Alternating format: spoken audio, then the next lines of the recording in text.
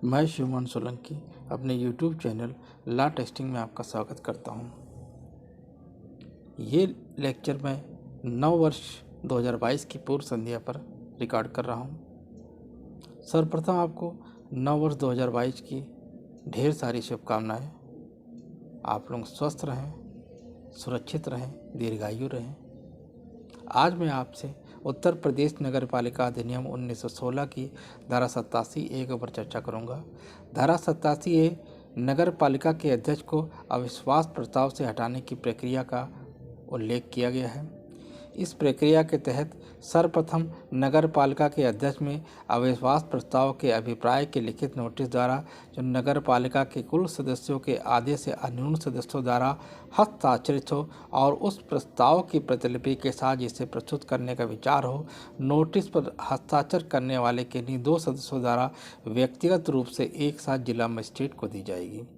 तब जिला मजिस्ट्रेट प्रस्ताव पर विचार करने के लिए बैठक आयोजित करेगा, जो उसके द्वारा नियत किए गए दिनांक से और ऐसे समय पर नगर पालिका के कार्यालय में होगी जो उस दिनांक से जिस दिनांक को उपधारा 2 के अधीन उसे नोटिस दिया गया है 30 दिन के पूर्व और 35 दिन के पश्चात नहीं होगी।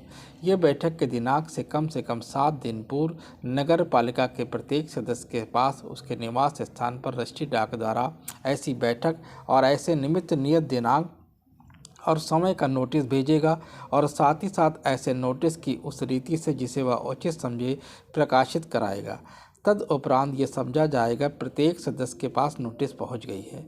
जिला मजिस्ट्रेट जिला न्यायाधीश से उसकी व्यवस्था कराएगा कि एक वैतनिक सिविल न्यायिक अधिकारी इस धारा के अधीन आयोजित बैठक की अध्यक्षता करे और एक अन्य व्यक्ति उस बैठक की अध्यक्षता नहीं करेगा।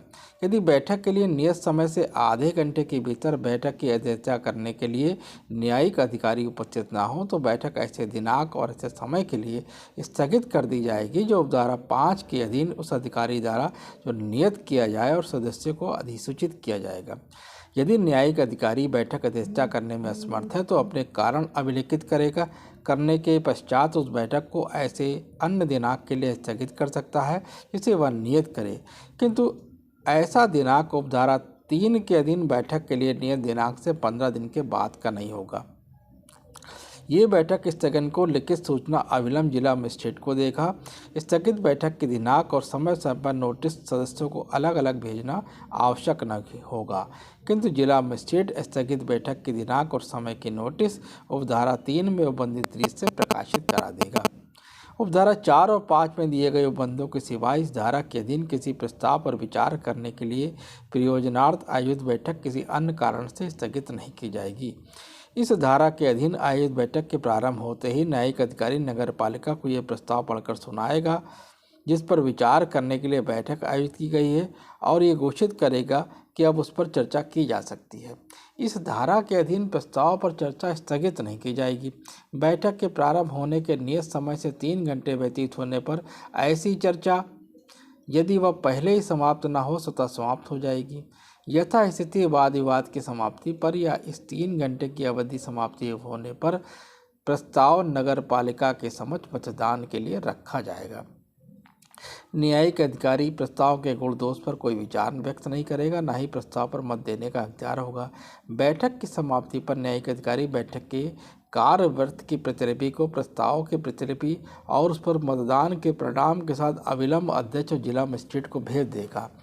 परंतु यदि अध्यक्ष इस प्रकार भेजी गई प्रतिलिपि को लेने से इनकार करता है या बचता है तो उसके अंतिम ज्ञात स्थान के बाहरी द्वार पर चिपका दिया जाएगा और ये समझा जाएगा कि उसने इस पर चिपकाए जाने के समय उन्हें प्राप्त कर लिया है। उपधारा 11 में उल्लिखित प्रतिलिपियां प्राप्त होने के दिनांक से 30 दिन के बाद यथाशीघ्र जिला मजिस्ट्रेट उन्हें राज्य सरकार के पास भेज देगा और यदि अविश्वास प्रस्ताव पारित हो गया है तो उसके साथ ये रिपोर्ट भी भेज देगा कि अध्यक्ष ने धारा 47 और 47 का के बंधों के अनुसार अपने त्यागपत्र भेज दिया है या नहीं। प्रस्ताव तभी स्वीकृत हुआ समझा जाएगा जब नगर पालिका के कुल सदस्यों के 2/3 बहुमत द्वारा पारित हुआ हो।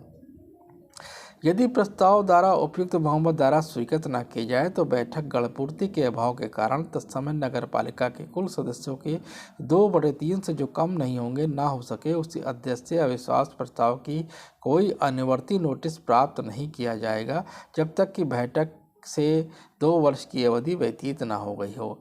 इस धारा के अधीन अविश्वास प्रस्ताव की कोई नोटिस अध्यक्ष द्वारा पद ग्रहण करने के 2 वर्ष के भीतर प्रस्तुत नहीं की जाएगी और इस धारा के उपबंधों के अनुसरण में नगर पालिका के किसी सदस्य, जिला मजिस्ट्रेट, न्यायिक अधिकारी, राज्य सरकार द्वारा किए गए किसी कार्य पर किसी न्यायालय में कोई आपत्ति नहीं की जाएगी। तो आज हमने ये समझा कि नगर पालिका के अध्यक्ष को अविश्वास प्रस्ताव के माध्यम से हटाने की प्रक्रिया क्या है। अब इसको पुनः मैं इसको जो है संक्षेप में थोड़ा समझाने का प्रयास करूँगा। सर्वप्रथम जो है, जब भी नगर पालिका के अध्यक्ष को अविश्वास प्रस्ताव के माध्यम से हटाने की बात आएगी तो कुल सदस्यों के जो आधे होंगे उन सदस्यों के द्वारा एक हस्ताक्षरित प्रस्ताव बना करके जिला मजिस्ट्रेट के पास भेजा जाएगा और ये प्रस्ताव जिन्होंने हस्ताक्षर किया है उन्हीं में से कोई 2 सदस्य लेकर के मजिस्ट्रेट को पास जो है जिला मजिस्ट्रेट के पास व्यक्तिगत रूप से जाएंगे। जब जिला मजिस्ट्रेट इस प्रस्ताव पर विचार करने के लिए एक बैठक आयोजित करेगा। बैठक जो है उसको जो है नोटिस जो मिली है उससे 30 दिन के पूर्व 35 दिन के पश्चात की नहीं होगी और उसके बाद जो है जिला मजिस्ट्रेट जो है जिला न्यायाधीश से निवेदन करेगा कि एक सिविल वैतनिक अधिकारी इस बैठक की अध्यक्षता करने के लिए नियुक्त कर दे। यदि कोई सिविल न्यायिक अधिकारी बैठक शुरू होने के आधे घंटे के अंतर जो है अगर वो नहीं आता है तो बैठक स्थगित कर जाएगी और ये स्थगन 15 दिन से ज़्यादा का नहीं होगा। स्थगित बैठक में जो है पुनः जो है प्रत्येक सदस्य को नोटिस भेजना अनिवार्य नहीं होगा। जिला मजिस्ट्रेट क्या करेगा, केवल वो नोटिस का प्रकाशन करा देगा। उसके बाद जब इस प्रस्ताव पर चर्चा होगी तो ये चर्चा स्थगित नहीं की जाएगी और ये जो है बैठक के प्रारंभ होने के 3 घंटे के भीतर ही समाप्त हो जाएगी। और इसमें जो है जो न्यायिक अधिकारी जो बैठक की अध्यक्षता करेगा वो गुण दोष पर कोई विचार अपने व्यक्त नहीं करेगा, ना ही वो मतदान में भाग लेगा। ठीक है। और उसके बाद जो है मतदान के परिणाम को अविलंब अध्यक्ष और जिला मजिस्ट्रेट को भेज देगा और यदि अध्यक्ष लेने से इनकार करता है तो वहाँ पर उसके निवास स्थान पर जो है चस्पा नोटिस जो है चस्पा कर दी जाएगी। लेकिन उल्लेखित प्रक्रिया प्राप्त होने के 30 दिन के पश्चात जिला मजिस्ट्रेट उन्हें राज्य सरकार को भेजेगा और यदि अविश्वास प्रस्ताव पारित हो गया है तो ये भी भेजेगा कि धारा 47 या 47(1) के अंतर्गत उसने अपने त्यागपत्र भेजा है या नहीं है। प्रस्ताव तभी स्वीकृत समझा जाएगा जब 2/3 बहुमत से पारित हुआ हो। और इसमें जो है ये भी बताया गया है यदि प्रस्ताव जो है किसी वजह से असफल हो जाता है तो पुनः 2 वर्ष के भीतर जो है पुनः अविश्वास प्रस्ताव नहीं बुलाया जाएगा। और ये भी बताया गया है कि अध्यक्ष बनने के बाद पद ग्रहण करने के 2 वर्ष के भीतर भी अविश्वास प्रस्ताव नहीं बुलाया जाएगा। तो और जब भी इस तरह के प्रक्रिया के द्वारा अविश्वास प्रस्ताव जो है पारित कर दिया जाएगा तो उसे किसी न्यायालय में कोई आपत्ति नहीं की जाएगी। तो आज आपने समझा कि उत्तर प्रदेश नगर पालिका अधिनियम 1916 के धारा 87A में अध्यक्ष के हटाने की जो प्रक्रिया का जो है उल्लेख जो है उस पर आज हमने चर्चा की है। इसके बाद आने वाले समय में हम ये उत्तर प्रदेश नगर पालिका अधिनियम 1916 के विभिन्न सेक्शन के ऊपर मैं चर्चा करूँगा जो कि आने वाली जुडिशरी परीक्षा के लिए जो बहुत इम्पोर्टेंट होंगे। और तब तक के लिए आपको जय हिंद, जय भारत।